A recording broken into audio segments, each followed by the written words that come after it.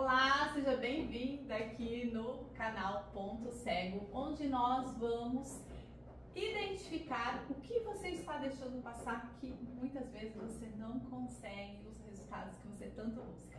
Essa semana nós vamos trabalhar minerais, hoje especificamente também uma vitamina, porque é uma dupla dinâmica, ferro e vitamina C. A vitamina C é super importante para a absorção do ferro, então essa dupla é essencial para a energia e para a nossa imunidade.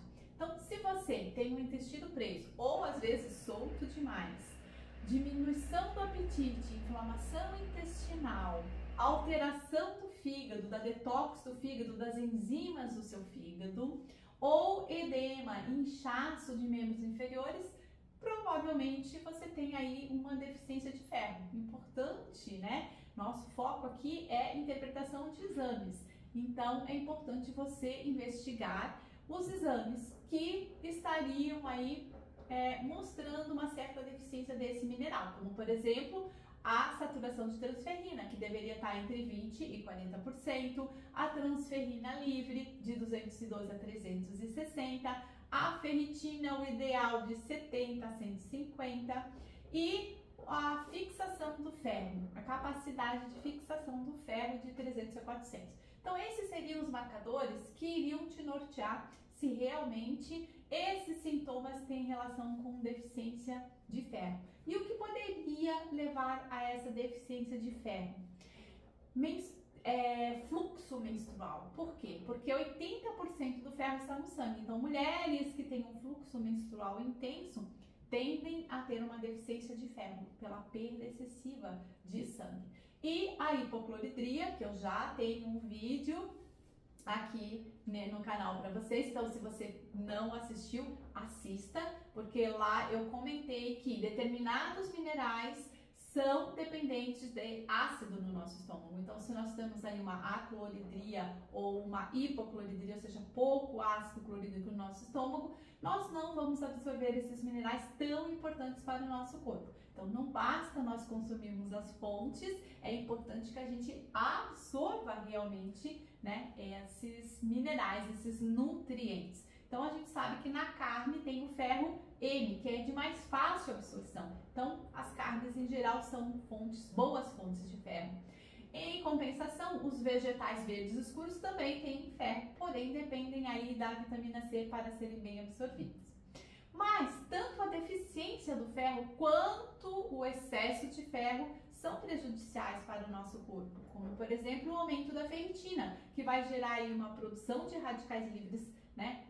Um estresse oxidativo, um excesso de substâncias que lesionam as nossas células, podendo levar então à oxidação, por exemplo, do LDL, que não é o colesterol ruim, mas quando ele está oxidado por conta dessas situações todas que nós vamos relatando aos poucos a cada mineral que nós estudamos, é que vão fazer com que ele realmente se torne o vilão, mas ele em si não é o vilão.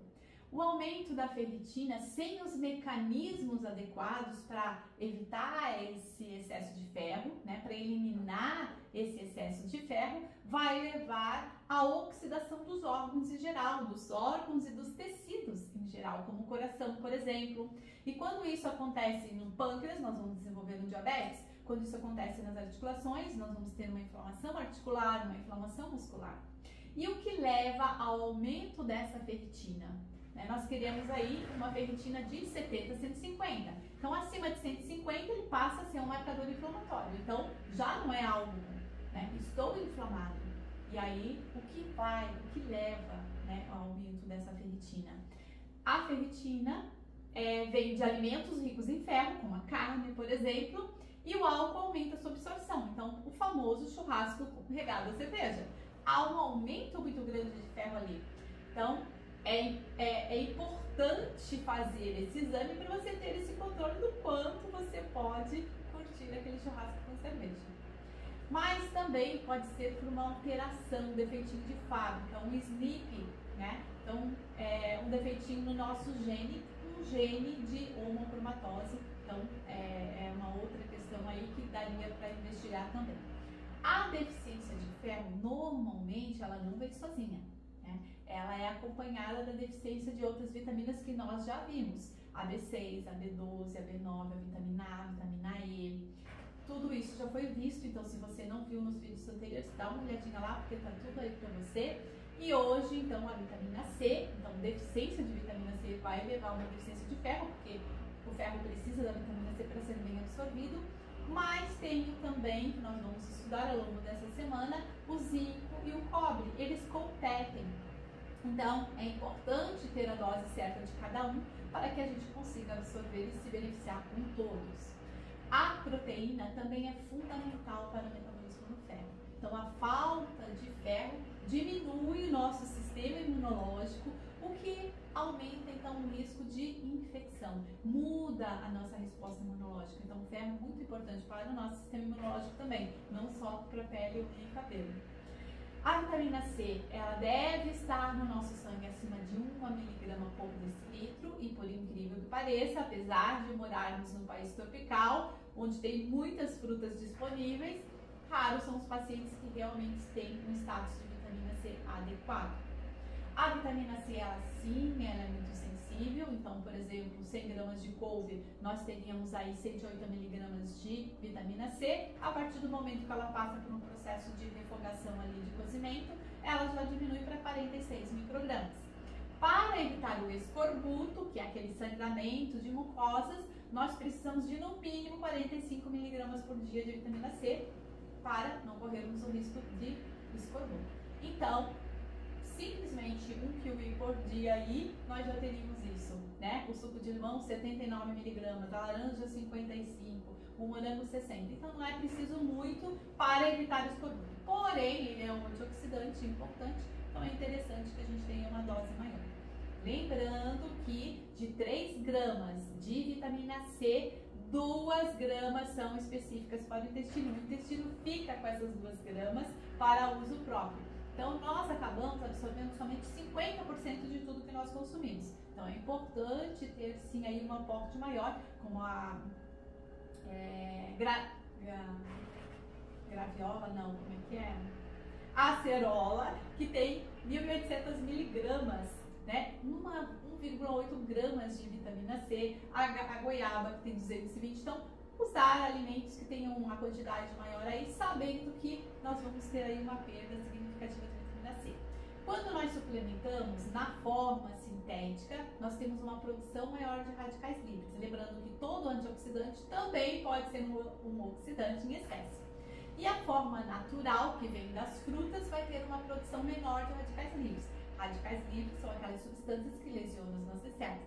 Quando nós usamos a vitamina C com foco intestinal, no caso de alergias alimentares, por exemplo, é importante nós usarmos uma dose maior. Lembrando que de 3, 2 fica para o intestino. Mas a vitamina C, ela também é importante para a formação de colágeno, principalmente o colágeno de articulações e ossos. A nossa glândula adrenal, para produzir hormônios como epinefrina, norepinefrina, cortisol, também precisa de vitamina C. E lembrando que em situações de estresse, tende a ter uma necessidade maior de ferro. Então, pessoas mais estressadas, né, precisam de uma quantidade maior de vitamina C. Eu espero que você tenha gostado desse vídeo, que você anote aí os alimentos que não estão tão presentes na sua rotina, porque isso é que realmente vai fazer a diferença na sua vida. Não o mais do mesmo, mas a partir do momento que você perceba que tem determinados alimentos que são importantes e não estão na sua rotina, você anota aí para na próxima ida ao supermercado você começar a trazer isso para casa. O que tiver na sua casa é porque são importantes para você, devem ser consumidos. Então, não leve os inimigos para casa também, porque assim como você pode levar bons alimentos, você pode levar produtos industrializados e na hora da fominha, na hora da vontade de comer e não da fome, você vai consumir esses alimentos que você trouxe e que se não tivesse ali, talvez você não consumisse.